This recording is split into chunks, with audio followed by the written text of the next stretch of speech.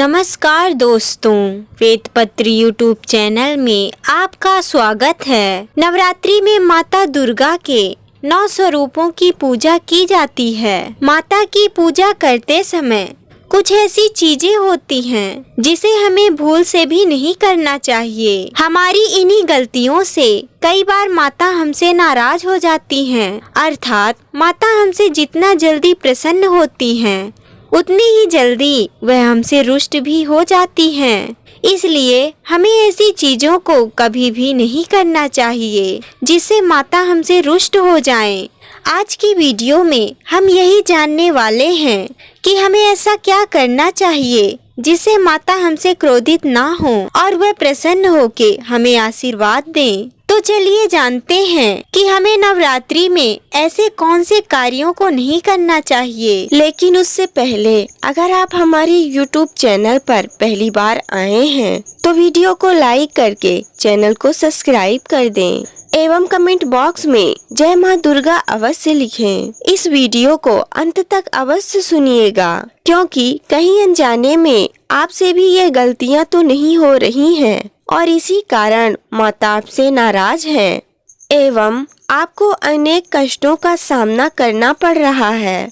आपके 1000 प्रयासों के बाद भी माता की कृपा आपको अभी तक प्राप्त नहीं हो रही है। दोस्तों, सबसे पहली बात तो यह है कि माता दुर्गा आपको व्रत या पूजा पाठ करने के लिए नहीं कहती।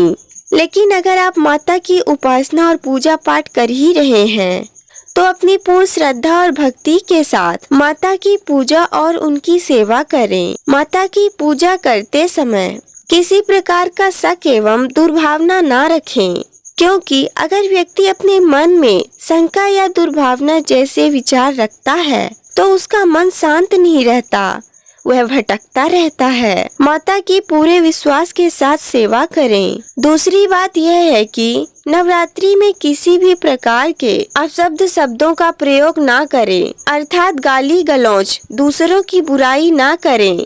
बुरे शब्दों के प्रयोग से बचें, क्योंकि जिस मुख से हम माता का नाम लेते हैं, उनकी स्तुति करते हैं, माता की आरती इत्यादि करते हैं, तो उस मुख से पवित्र शब्दों को ही निकालना चाहिए, न कि अपवित्र शब्दों को निकालना चाहिए। तीसरी बात यह है कि नवरात्रि में व्यक्ति को मांस, शराब, तंबाकू एवं तामसिक भोजन कभी भी नहीं करना चाहिए, क्योंकि व्यक्ति इन सभी का सेवन करता है तो वह अपने शरीर से नियंत्रण को खो बैठता है। व्यक्ति को हमेशा ही सात्विक भोजन करना चाहिए। चौथी बात यह है कि किसी भी जरूरतमंद व्यक्ति को या फिर कन्या को अपने घर से खाली हाथ लौटाना नहीं चाहिए। उनकी मदद करें, इससे माता अत्यंत प्रसन्न होती हैं। जरूरतमंद की हमेशा मदद करें। कहते हैं कि नवरात्रि के समय में माँ दुर्गा कन्या के रूप में होती हैं, इसलिए कन्या का सम्मान करें और उसे अपने घर से खाली हाथ न जाने दें। पांचवी बात यह है कि नवरात्रि में बाल एवं नाखूनों को नहीं काटना चाहिए। इन्हें बढ़ने में हमारी शरीर की ऊर्जा लगती है, जिससे इसे काटने से शरीर की ऊर्जाएं नष्ट हो जाती हैं। छठवीं बात यह है कि चमड़े की वस्तु का उपयोग ना करें। चमड़े की वस्तु जैसे पर्स, बेल्ट इत्यादि का उपयोग नहीं करना चाहिए, क्योंकि इसे पशुओं के खाल से निर्मित किया जाता है और यह माता को बिल्कुल भी पसंद नहीं है। सातवीं बात यह है कि नवरात्रि में कलश या अखंड दीपक आपके घर में मौजूद है तो उसे अकेला छोड़ के घर के दरवाजे बंद करके नहीं जाना चाहिए, क्योंकि अगर कलश किसी कारण गिर जाता है या फिर अखंड दीपक बुझ जाता है तो यह हमारे लिए अशुभ साबित हो सकता है। आठवीं बात यह है कि नवरात्रि में माता की विधि विधान के साथ पूजा करें एवं बहुत ज्यादा जरूरी ना हो तो बीच में से पूजा को छोड़कर ना उठें। नौवीं बात यह है कि नवरात्रि में दिन के समय ना सोएं, क्योंकि धार्मिक ग्रंथों के अनुसार नवरात्रि में दिन के समय सोने के लिए मना किया गया है।